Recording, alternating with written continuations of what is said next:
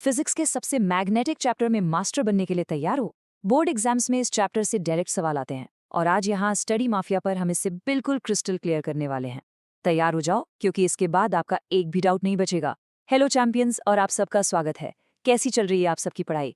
मुझे कॉमेंट्स में जरूर बताना इस साल बोर्ड्स में आपका टारगेट स्कोर क्या है, जरूर लिखना। और हाँ, ये भी बताना कि अगला चैप्टर आप कौन सा चाहते हो। आपकी रिक्वेस्ट से ही हम यहाँ नए टॉपिक्स लाते हैं। चलिए शुरू करते हैं। तो बच्चों, आज हम पढ़ने जा रहे हैं चैप्टर 5 मैग्नेटिज्म एंड मैटर। बहुत ही इंटरेस्टिंग और हाई स्कोरिंग चैप्टर है। देखो, ये है आज का हमारा रोड मैप। हम शुरू करेंगे बिल्कुल फंडामेंटल से, फिर मैग्नेटिक फील्ड्स और फील्ड लाइंस के जरिए उस इनविजिबल फोर्स को समझेंगे। उसके बाद हम देखेंगे कि अलग अलग मटेरियल्स मैग्नेट्स पर कैसे रिएक्ट करते हैं। अपनी धरती यानी अर्थ को एक बड़े मैग्नेट के रूप में जानेंगे और आखिर में इसके कमाल के रियल लाइफ एप्लीकेशंस को देखेंगे। प्लान बिल्कुल सेट है। चलिए बिल्कुल शुरुआत से शुरू करते हैं। आखिर एक मैग्नेट होता क्या है? हम सब बचपन से इससे खेलते आए हैं, है ना? सिंपल भाषा में मैग्नेट एक ऐसी चीज है जो कुछ खास मटेरियल्स जैसे लोहा यानी आयरन, कोबाल्ट और निकल को अपनी तरफ अट्रैक्ट करती है। और हर एक मैग्नेट का, चाहे वो कितना भी छोटा या बड़ा हो, हमेशा दो पोल्स होते हैं, एक नॉर्थ पोल और एक साउथ पोल। यहाँ स्क्रीन पर देखो, ये है एक मैग्नेट की सबसे जरूरी प्रॉपर्टीज। पहली दो तो क्लियर है। तीसरी, अगर आप एक बार मैग्नेट को धागे से बांध कर लटका दो तो वो हमेशा नॉर्थ साउथ डायरेक्शन में आकर ही रुकेगा। पता है क्यों? क्योंकि हमारी अर्थ खुद एक बहुत बड़ा मैग्नेट है। और चौथा पॉइंट सबसे इंपॉर्टेंट है, इसको नोट कर लो। मैग्नेटिक पोल्स को कभी अलग नहीं किया जा सकता। अगर आप एक मैग्नेट को बीच से तोड़ दो तो आपको एक अलग नॉर्थ पोल और एक अलग साउथ पोल नहीं मिलेगा, बल्कि आपको दो नए छोटे मैग्नेट्स मिल जाएंगे जिनका अपना अपना नॉर्थ और साउथ पोल होगा। इसीलिए हम कहते हैं कि मैग्नेटिक मोनोपोल्स एग्जिस्ट नहीं करते। ये आपके एग्जाम के लिए एक क्लासिक 1 मार्क क्वेश्चन है। ओके, तो एक मैग्नेट चीजों को अट्रैक्ट करता है, लेकिन उसकी अट्रैक्शन की पहुंच कहाँ तक है? एक मैग्नेट के आसपास का वो पूरा इलाका जहां तक उसका असर महसूस किया जा सकता है, उसी को हम कहते हैं मैग्नेटिक फील्ड। इसे हम कैपिटल बी से रिप्रेजेंट करते हैं और इसकी एसआई यूनिट होती है टेस्ला। अब जाहिर सी बात है, हम इस मैग्नेटिक फील्ड को देख तो सकते नहीं हैं, तो इस इनविजिबल फोर्स को समझने में हमारी मदद के लिए साइंटिस्ट ने मैग्नेटिक फील्ड लाइंस का कॉन्सेप्ट बनाया।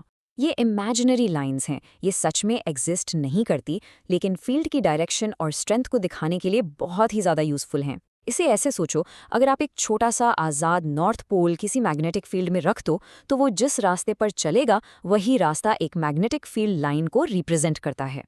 इन फील्ड लाइंस की कुछ खास प्रॉपर्टीज हैं जो आपके बोर्ड एग्जाम्स के लिए एक सुपर इंपॉर्टेंट टॉपिक है। ध्यान से सुनना। पहला, मैग्नेट के बाहर ये लाइंस नॉर्थ पोल से साउथ पोल तक जाती हैं। दूसरा, मैग्नेट के अंदर ये साउथ से वापस नॉर्थ की तरफ जाती हैं। देखा, इसका मतलब क्या हुआ?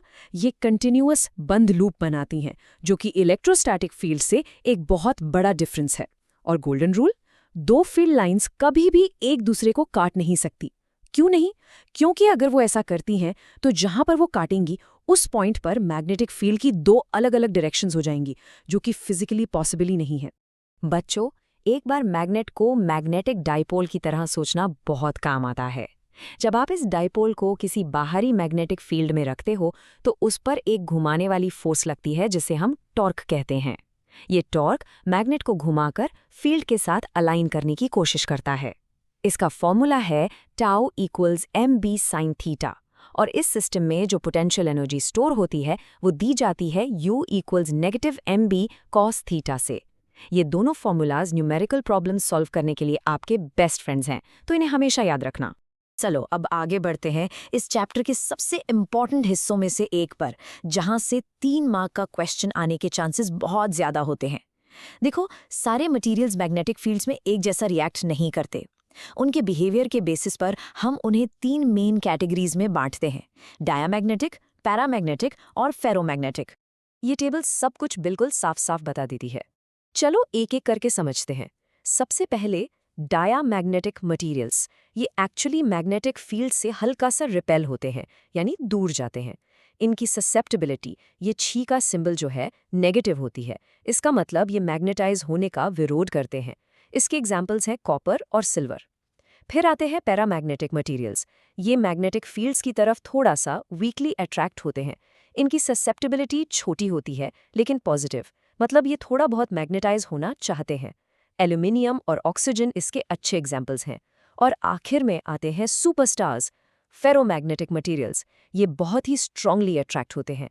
इनकी ससेप्टिबिलिटी बहुत बड़ी और पॉजिटिव होती है। ये मैग्नेटाइज होने के लिए बहुत उत्सुक रहते हैं।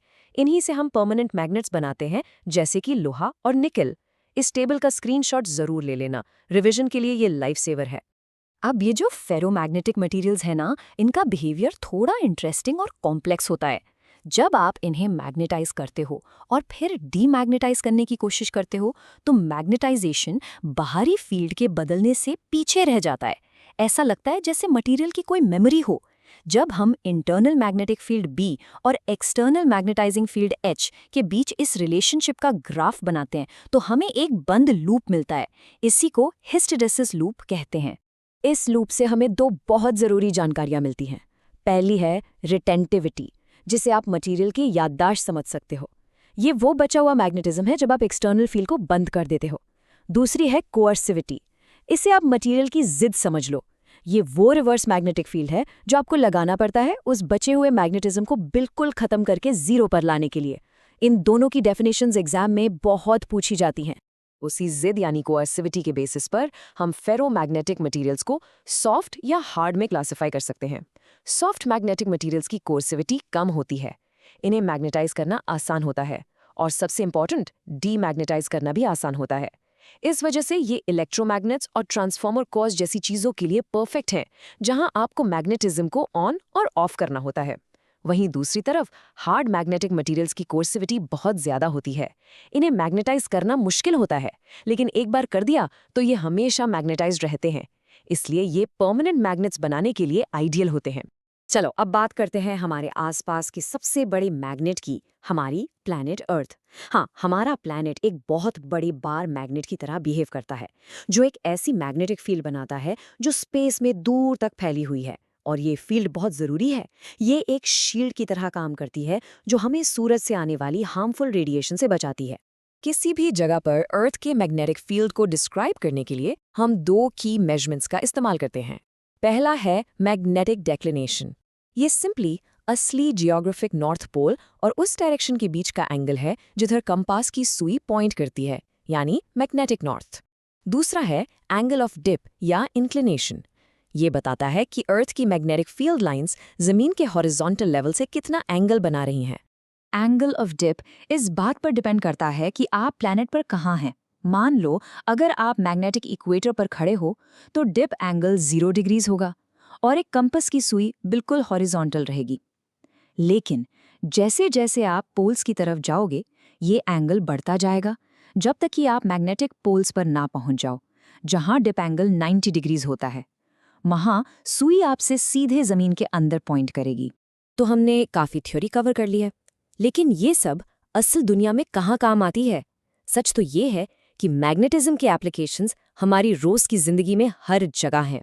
सोचो, आपके घर के पंखे और मोटर्स, आपके कंप्यूटर की हार्ड डिस्क, आपके क्रेडिट कार्ड पर लगी मैग्नेटिक स्ट्रिप, सब मैग्नेटिज्म का इस्तेमाल करते हैं। हॉस्पिटल्स में powerful MRI machines strong magnetic fields का यूज करके इंसान के शरीर के अंदर देखती हैं। High speed maglev trains literally magnetic fields पर तैरती हैं फ्रिक्शन कम करने के लिए। यहाँ तक कि आपके हेडफोन्स के स्पीकर्स में भी छोटे छोटे मैग्नेट्स होते हैं साउंड पैदा करने के लिए। मैग्नेटिज्म सच में मॉडर्न दुनिया को पावर देता है। और ये हमें सबसे बुनियादी और सबसे पावरफुल आइडिया तक ले आता है। मैग्नेटिज्म और इलेक्ट्रिसिटी दो अलग अलग फोर्सेस नहीं हैं, ये एक दूसरे से गहराई से जुड़े हुए हैं। एक ही चीज के दो पहलू हैं जिसे हम कहते हैं इलेक्ट्रोमैग्नेटिज्म। एक चलता हुआ इलेक्ट्रिक चार्ज मैग्नेटिक फील्ड बनाता है और एक बदलता हुआ मैग्नेटिक फील्ड इलेक्ट्रिक फील्ड बनाता है। ये हमेशा के लिए एक दूसरे से जुड़े हुए हैं। चलिए एक सुपर क्विक रीकैप करते हैं। हमने शुरू किया मैग्नेट की बेसिक प्रॉपर्टीज से और उसकी रूल से कि मोनोपोल्स एग्जिस्ट नहीं करते। हमने मैग्नेटिक फील्ड लाइंस के बारे में सीखा, कैसे वो क्लोज्ड लूप्स बनाती हैं और कभी इंटरसेक्ट नहीं करती। हमने मटेरियल्स को डायामैग्नेटिक, पैरामैग्नेटिक और फेरोमैग्नेटिक में क्लासिफाई किया। हमने हिस्टेरेसिस लूप को रिटेंटिविटी और कोअर्सिविटी के साथ समझा। हमने अर्थ के मैग्नेटिज्म को डेक्लिनेशन और डिप का यूज करके एक्सप्लोर किया। और आखिर में हमने देखा कि कैसे मोटर्स से लेकर MRI मशीन्स तक सब कुछ इन्हीं प्रिंसिपल्स पर निर्भर करता है। बस इतना ही। अगर आज का कॉन्सेप्ट क्लियर हो गया हो तो लाइक करो, शेयर करो और स्टडी माफिया को सब्सक्राइब करना मत भूलना, क्योंकि यहाँ पढ़ाई होती है स्मार्ट तरीके से।